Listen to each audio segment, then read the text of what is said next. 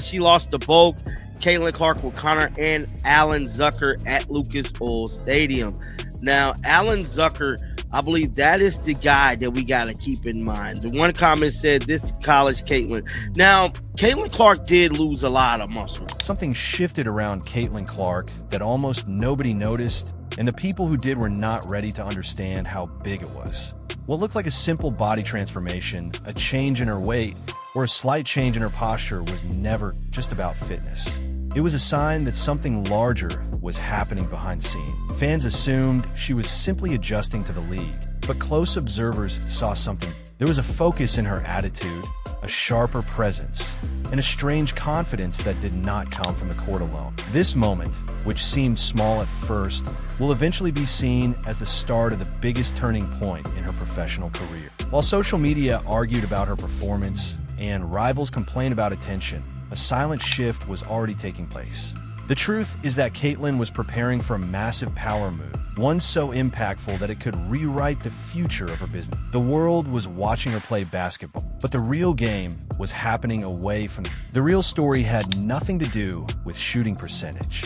It started with one unexpected detail that most fans missed, a detail that changes everything. During a regular game clip, posted casually online, a man standing courtside went completely unnoticed. Fans were too busy watching Caitlin score or too distracted by drama on social media. Nobody paused the video. Nobody asked who he was. Nobody questioned why this particular man was suddenly present. But this man was not a random visitor, not a fan, certainly not a coincidence. When the footage was slowed down and zoomed in, the truth appeared. There he was, standing calmly with a small notepad and a very confident expression. His name was Alan Zucker. Guy, right, that Caitlin Clark is pictured with here. This is Alan Zucker. That's him in the far left there, right? And he's chilling there with Caitlin Clark Connor. I don't know who this gentleman is, but... And his presence was not just unusual. It was a signal that something major had already begun. This moment, hidden in plain sight, was actually the first visible sign of a complete professional restructuring. Once you understand what Zucker represents in the world of sports management, his quiet appearance courtside becomes one of the most important clues in Caitlin's evolving story. It is a moment so subtle that 99% of viewers ignore, while the 1% who recognized him knew exactly what was coming. For years, Caitlin Clark's representation had been a subject of quiet whispers and private frustration. Fans rarely talk about agents, but the business world does, and the people at the top understand how significant a change can be. The man in the video, Alan Zucker, is not just an agent. He represents some of the biggest names in modern sports culture. He is connected to elite athletes, powerful executives, and global companies. The twist is that his presence was not accidental. It was intentional, strategic, and perfectly timed. Zucker represents the same empire behind Peyton Manning, Eli Manning, Trevor Lawrence, and others who have turned their careers into long-term business. His arrival signals a shift in Caitlin's career that goes far beyond basketball. It means new partnerships, new deals, new networks, and a new level of influence. This is not the kind of agent you hire for a shoe deal. This is the kind of agent you hire when you want to build a global brand. When he enters the picture, it means something bigger is coming, something carefully planned, and something that will impact every part of her future. To understand the importance of this shift, you need to understand what went wrong. Caitlin Clark became the face of college basketball, breaking records and rewriting the books. Yet when her professional contract surfaced, the numbers did not match her influence. Her original representation had the opportunity to negotiate deals that reflected her historic impact, but the results were far below expectations. Fans were shocked when they discovered that her early Nike contract paid less than what many assumed. This was not because Nike undervalued her, but because the negotiation strategy lacked assertiveness and long-term vision. Her representation at the time prioritized short-term security instead of long-term power. They underestimated the cultural force she had become. They misread her leverage. They failed to secure the generational deals she deserved. This created frustration among viewers. How could the biggest college star in NCAA history enter the league with such a modest deal? How did her representation not fight harder? And more importantly, who would correct these mistakes in the future? These questions set the stage for the radical shift that was about to unfold. Behind the scenes, a powerful business movement was forming around Caitlin Clark's future. Excel Sports Management, the agency now connected to her, had recently undergone a major transformation. Goldman Sachs stepped in and purchased a significant stake in the company. This was not a small investment. It was a strategic alignment between a global financial power and a sports management powerhouse. When a Wall Street giant attaches itself to a sports agency, it does not do it for minor deals or short-term profits. It does it for long-term expansion and brand building. This means the players represented by Excel now have access to a level of infrastructure that most athletes never experience.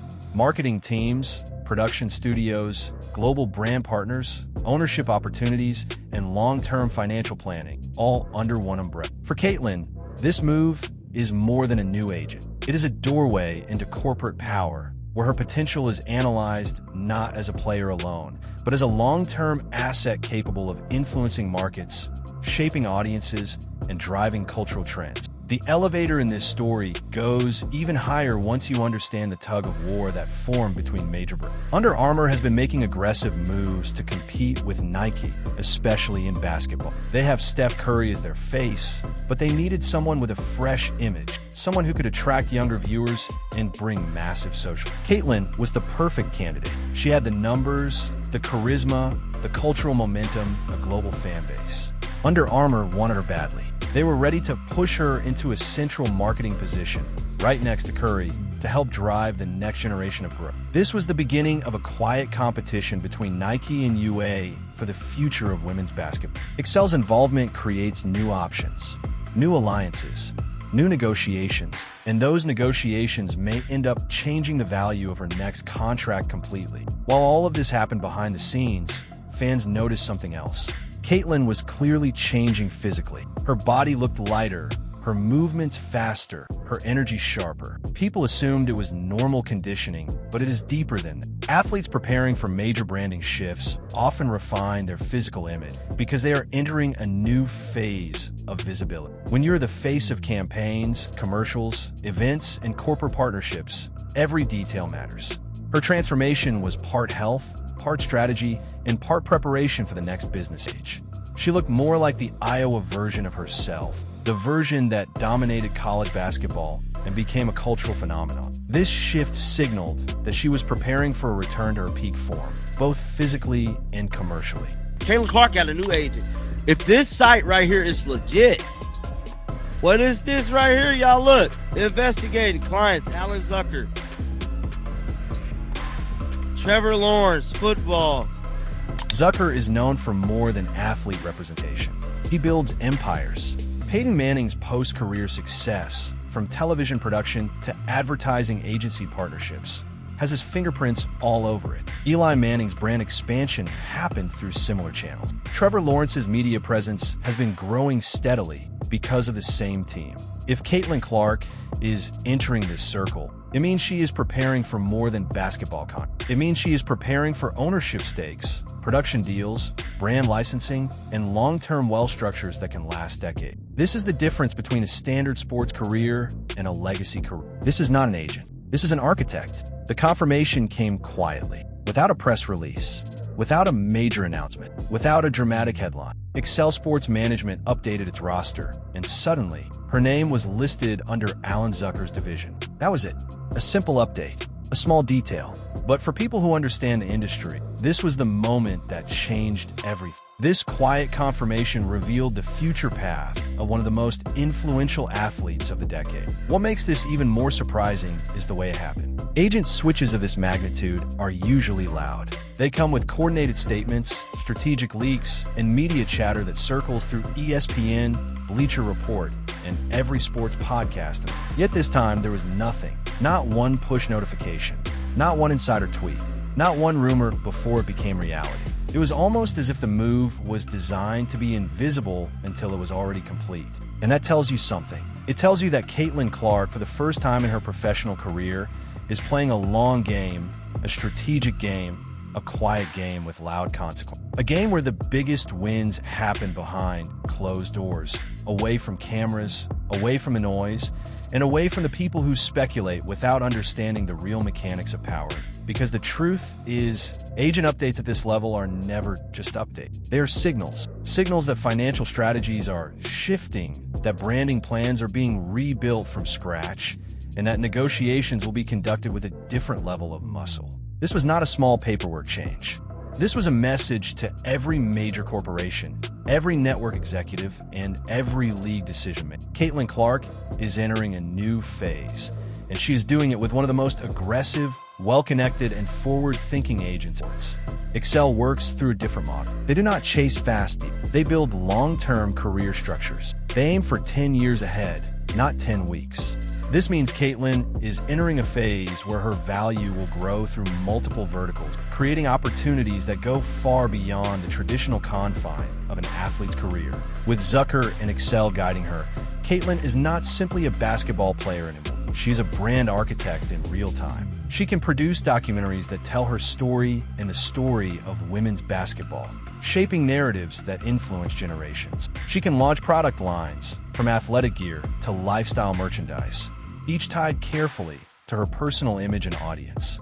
Every decision is calculated to grow both her brand and her legacy.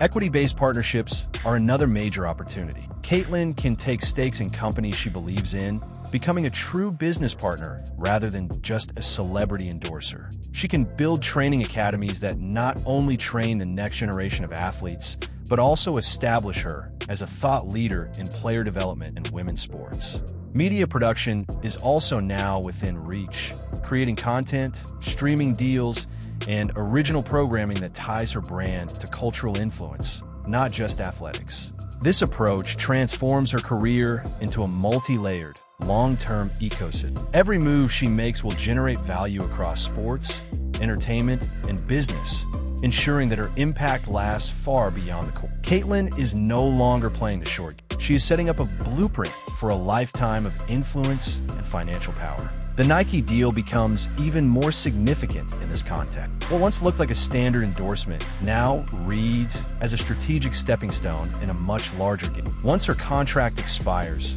Caitlin will enter unrestricted negotiation territory, where her value is no longer limited by past agreements or arbitrary ceilings.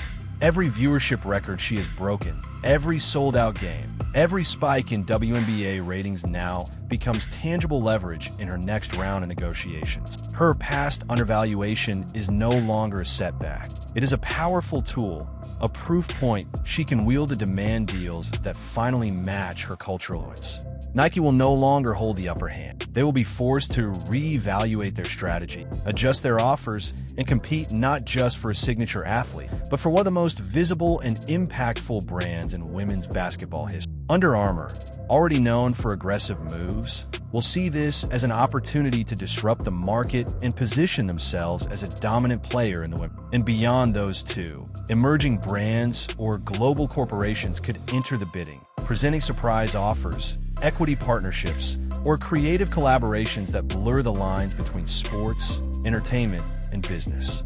The leverage Caitlin holds now is unprecedented. She is no longer negotiating for comfort or recognition. She is negotiating for market leadership, for cultural relevance, and for long-term brand dominance. Every endorsement, every partnership, every clause in her upcoming contracts will be shaped by the fact that she single-handedly redefined what it means to be a commercial and athletic powerhouse in women's basketball. The playing field has shifted entirely, and she holds all the cards. The WNBA's collective bargaining agreement ends in a few years. Caitlin's presence is part of a massive wave of new viewers, sponsors, and media attention. Her influence may reshape the next CBA negotiations completely. Higher salaries, better revenue sharing, stronger player rights, and increased exposure all become more likely because of her generational impact. With Zucker guiding her, the leverage becomes even stronger. Mainstream media ignored all of this. They focused on noise, controversies, and surface-level discussion. They missed the real story, the business story, the strategic story. They did not analyze the agent shift, the corporate backing, the financial realignment, or the structural changes unfolding behind the scenes. This script brings it to the surface. If a male athlete made this type of shift, it would dominate every sports show, every headline, and every debate. When Peyton Manning made his business moves, analysts spent months discussing them. When LeBron entered business partnerships, it became global news. Yet Caitlyn's shift went mostly unnoticed. This is why videos like this matter. They bring forward the stories that deserve attention. Caitlyn is now positioned to follow the Manning model. She can create her own production brand, partner with corporate entities, launch sports camps, release media content, collaborate on documentaries, and even enter the world of ownership. The blueprint is there, waiting to be executed. This entire transformation is not only about money, it is about respect. Caitlyn changed the sport. She changed viewership numbers. She changed the visibility of women's basketball. She brought millions of new fans to the game. She deserves the empire she is building. What happens next? How will Nike respond? Will Under Armour make a major move? What will her next contract look like? Will she surpass every previous athlete in her category? Viewers will want to discuss, debate, and predict what this means. This story is not over. The next chapters will be even bigger. Stay connected for updates as Caitlin Clark's career takes a new direction, both on and off the court.